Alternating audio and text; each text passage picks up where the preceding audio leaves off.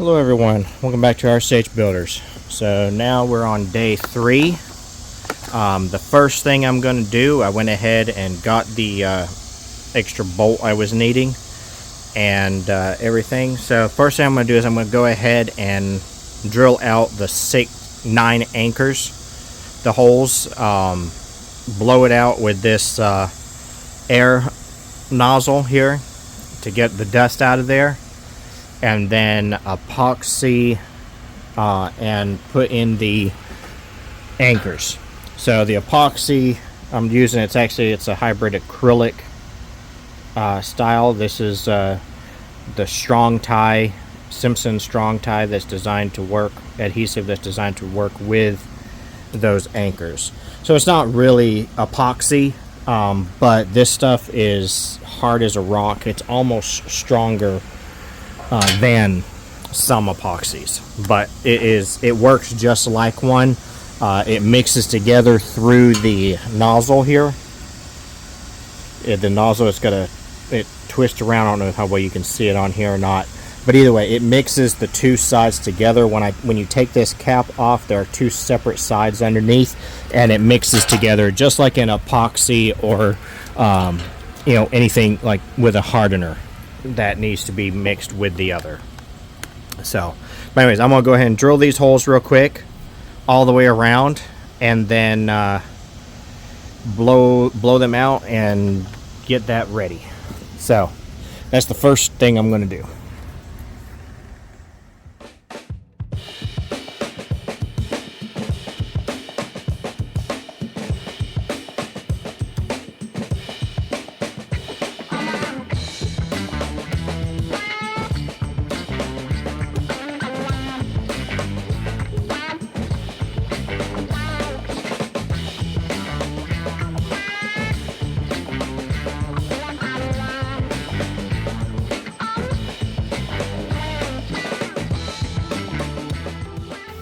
Alright, so that's all of those set. That stuff sets up really fast, like within minutes, especially on hot days like today. So whenever you do that and you open up that tube, you want to make sure you have all of the holes ready, because you're basically going to put a few squirts. For these are 8-inch holes deep. So I was doing 4 squirts in each one. That's about perfect. It puts when you put the bolt in, it comes up just a little bit into the 2x6 that way, or 2x40 pound, what you're using. But so it helps tie with the adhesive. It helps tie the wood down as well, and then you'll tighten the bolt down later.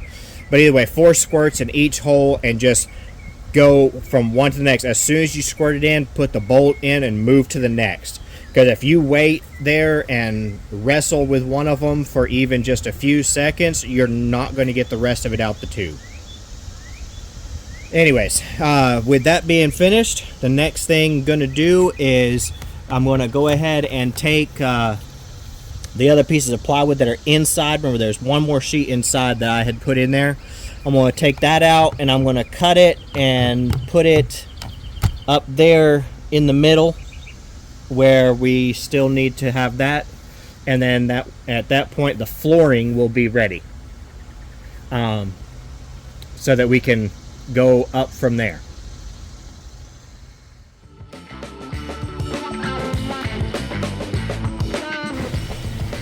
Alright, so now that's nailed down. We can now work on getting ready for the walls. So, one thing, of course, we gotta finish cutting this vinyl siding up the rest of the way. And the same thing over here on this side. So we gotta do that. And then we also gotta figure out with measurements how this roof line is going to tie in with this one, and making sure we have our minimum allowable height when this wall is out here. As long as it's going to land good, then we should be fine. But I'll have to do some measurements and see.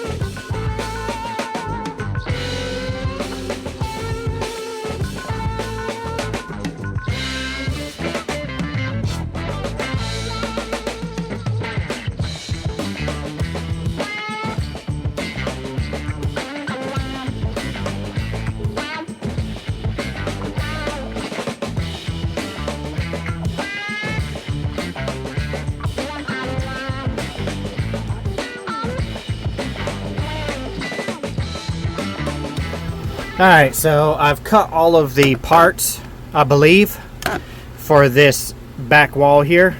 Well, not all of them. All of them until I figure out what I need from the header down.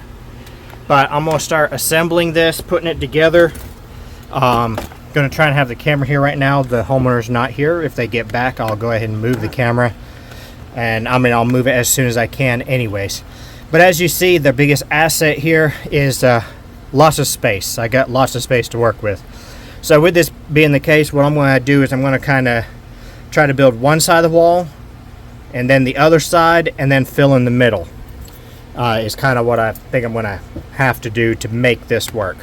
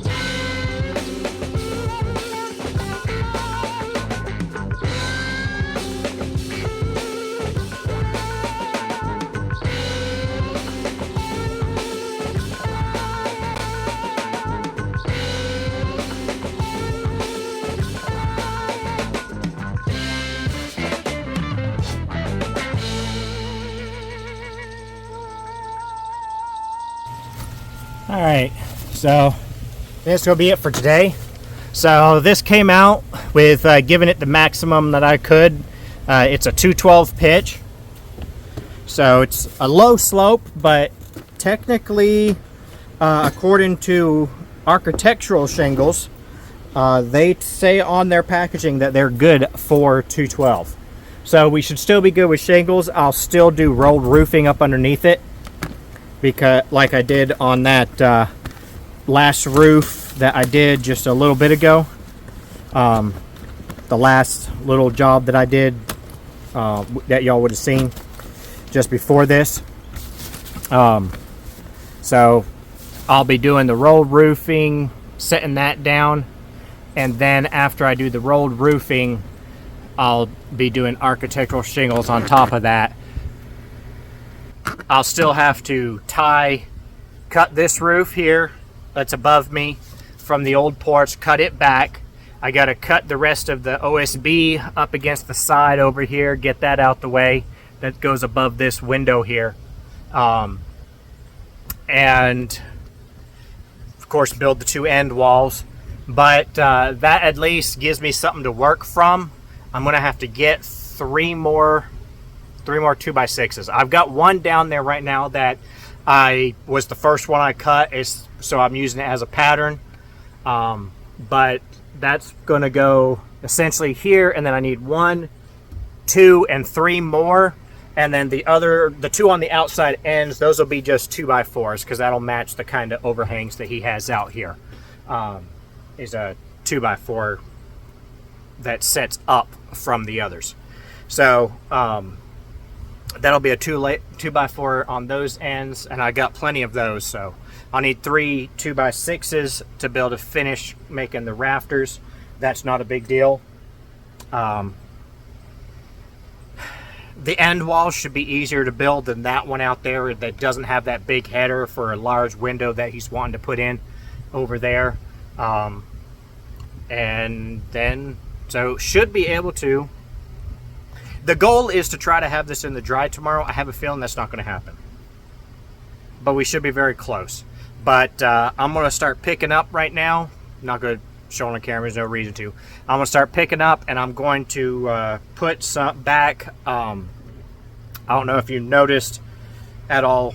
I don't know if I showed that part. Either way, yesterday before I left, I had put some of the synthetic tar paper on the wall to protect the insulation against a storm that was coming through last night. There's supposed to be a chance of another one tonight, so I'm going to put some more of that up through the rest of the height for the insulation to help protect it. But I'm going to do that off camera. As far as this episode goes, that would be it. Hope you enjoyed watching. like, subscribe. If you have a comment that you, any questions or whatever, leave it in the comment section down below and I'll do my best to answer it. I'm going to try to do a video. I know I had one subscriber. She's actually a lady. She has her own channel where she does a lot of do-it-yourself, DIY stuff. A lot of stuff around her own property. I'll put a link up here for her channel. I'll figure out how to do that and I'll put that up there. It'll be the first time I've done it. But yeah, she's requesting a video on how to do kerfs for a 2x4 with a chop saw. Unfortunately, from watching her videos, I don't think that it is possible with the chop saw she has. It's just a standard chop saw. And it would have to at least be a sliding chop saw as far as the way that I can figure to make it work. But I will be trying to do a video for her on a way to hopefully do it with a skill saw and a square and a clamp, or maybe 2 clamps. I haven't really tried it yet.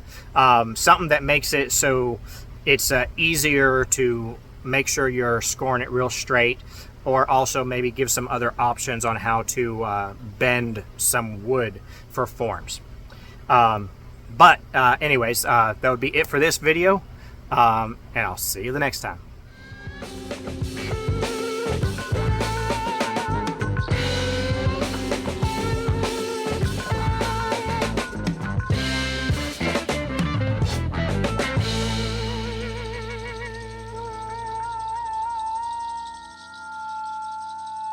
Thank you.